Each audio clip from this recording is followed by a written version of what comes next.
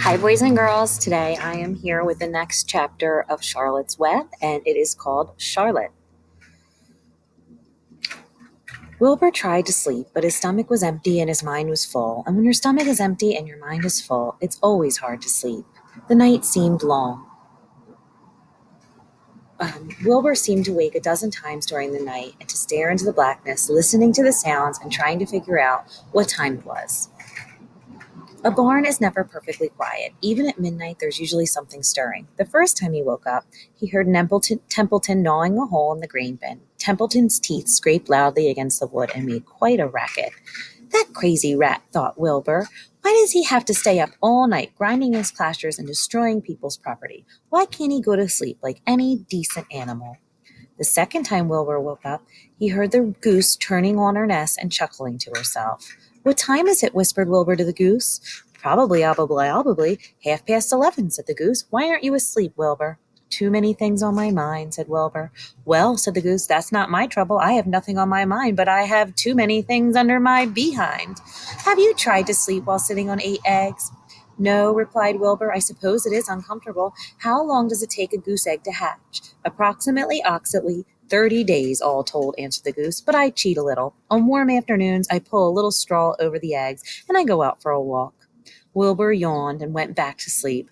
In his dreams, he heard the voice saying, "I'll be a friend to you. Go to sleep. You'll see me in the morning." About a half hour before dawn, Wilbur woke and listened. The barn was still quiet. The sheep lay motionless. Even the goose was quiet. Overhead on the main floor, nothing stirred. The cows were resting, the horses dozed. Templeton had quit work and gone off somewhere on an errand. The only sound was a light scraping noise from the rooftop where the weather vanes swung back and forth. Wilbur loved the barn when it was calm like this, calm and quiet, waiting for light. Day is almost here, he thought. Through a small window, a faint gleam appeared. One by one, the stars went out, and Wilbur could see the goose a few feet away. She sat with her head tucked under a wing. Then she could see the sheep and the lambs. The sky lightened. "Oh, beautiful day. It is here at last. Today I shall find my friend." Wilbur looked everywhere. He searched his pen thoroughly. He examined the window ledge. He stared up at the ceiling, but he saw nothing new. Finally, he decided he would have to speak up. He hated to break the lovely stillness of dawn by using his voice, but he couldn't think of any other way to locate the mysterious new friend who was nowhere to be seen. So Wilbur cleared his throat. "Ahem. Attention, please," he said in a loud, firm voice. "Will the party who addressed me at bedtime last night kindly make himself or herself known by giving the appropriate sign or signal?" Wilbur paused and listened. All the other animals lifted their heads and stared at him. Wilbur blushed, but he was determined to get in touch with his unknown friend. "Attention, please," he said. "I will repeat the message. Will the party who addressed me at bedtime last night kindly speak up? Please tell me where you are if you are my friend." The sheep looked at each other in disgust. "Stop your nonsense, Wilbur," said the oldest sheep. "If you have a new friend here, you probably are disturbing his rest, and the quickest way to spoil a friendship is to wake somebody up in the morning before he is ready. How can you be sure your friend is an early riser?" "I beg everyone's pardon," whispered Wilbur. "I didn't mean to be objectionable." He lay down meekly in the manure, facing the door. He did not know it, but his friend was very near, and the old sheep was right. The friend was still asleep. Soon Lurvy appeared with the slops for breakfast. Wilbur rushed out and ate everything in a hurry and licked the trough. The sheep moved on down the lane, and the gander waddled along beside them, pulling at the grass. And then, just as Wilbur was settling down for his morning nap, he heard again the thin voice that had addressed him the night before. "Salutations," said the voice. Wilbur jumped to his feet. What?" he cried. "Salutations," repeated the voice. "What are they, and where are you?" screamed Wilbur. "Please, please tell me where you are, and what are salutations?" "Salutations are greetings," said the voice. "When I say salutations, it's just my fancy way of saying hello or good morning. Actually, it's a silly expression.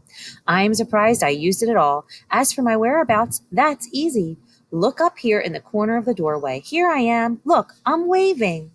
Wilbur at last saw the creature that had spoken to him in such a kindly way. Stretched across the upper part of the door was a big spider web. There's Wilbur, and he's looking up at the spider web.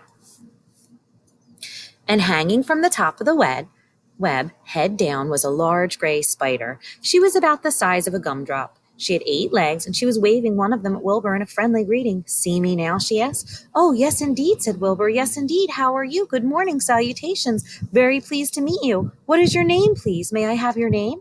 "My name," said the spider, "is Charlotte." "Charlotte what?" said Wilbur eagerly. "Charlotte A. Cavatica, but you can just call me Charlotte." "I think you're beautiful," said Wilbur. "Well, I am pretty," replied Charlotte. "There's no denying that. Almost all spiders are rather nice looking. I'm not as flashy as some, but I'll do. I wish I could see you, Wilbur, as clearly as you can see me." "Why can't you?" asked the pig. "I'm right here." "Yes, but I'm nearsighted," replied Charlotte. "I've always been dreadfully nearsighted. It's good in some ways and not so good in others. Watch me wrap up this fly." A fly that had been crawling along Wilbur's trough had flown up and blundered into the lower part of Charlotte's web and was tangled in the sticky threads. The fly was beating its wings furiously, trying to break loose itself free. "First," said Charlotte, "I'd dive at him." She plunged headfirst towards the fly. As she dropped, a tiny silken thread unwound from her rear end. "Next, I wrap him up." She grabbed the fly, threw a few jets of silk around it, and then rolled it over and over again, wrapping it so it couldn't move. Wilbur watched. There's Charlotte wrapping up the fly.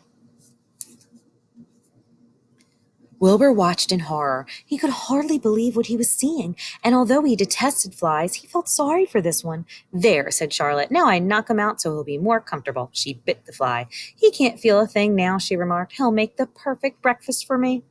"You mean to eat that? You mean you eat flies?" gasped Wilbur. "Certainly. Flies, bugs, grasshoppers, choice beetles, moths, butterflies, tasty cockroaches, gnats, midges, daddy longlegs, centipedes, mosquitoes, crickets. Anything that's careless enough to get caught in my web. I have to live, don't I?" "Why, yes, of course," said Wilbur. "Do they taste good?" "Delicious. Of course I don't really eat them. I drink their blood." "I love blood," said Charlotte, and her pleasant, thin voice grew even thinner and more pleasant. "Don't say that," groaned Wilbur. "Please don't say things like that." "Why not? It's true, and I have to say what is true. I am not entirely happy about my diet of flies and bugs, but it's the way I'm made. A spider has to pick up a living somehow or other, and I happen to be a trapper. I just naturally build a web and trap flies and other insects. My mother was a trapper before me. Her mother was a trapper before her. All our family have been trappers. Way back for thousands and thousands of years, we bugs have been laying traps for flies and bugs." "It's a miserable inheritance," said Wilbur gloomily. He was sad because his new friend was so bloodthirsty.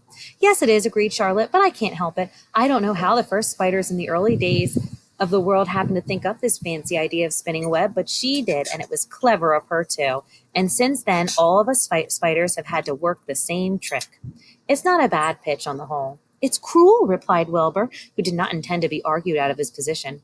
"Well, you can't talk," said Charlotte. "You have your meals brought to you in a pail. Nobody feeds me. I have to get by on my own living. I live by my wits. I have to be sharp and clever, or else I'll go hungry. I have to think things out, watch what I can, and take what comes. And it just so happens, my friend, that what comes is flies and insects and bugs. And furthermore," said Charlotte, shaking one of her legs, "do you realize that if I didn't catch bugs and eat them, bugs would increase and multiply and get so numerous that they destroy the earth and wipe out everything?"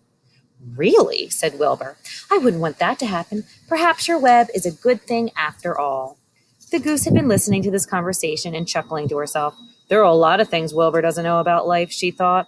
"He really is very innocent, little pig. He doesn't know what's going to happen to him around Christmas time. He has no idea that Mr. Zuckerman and Lurvy are plotting to kill him." And the goose raised herself a little bit and poked her eggs further under her so that they would receive the full heat from her warm body and soft feathers. Charlotte stood quietly over the fly, preparing to eat it. Wilbur lay down and closed his eyes. He was tired from his wakeful night and from the excitement of meeting someone new for the first time.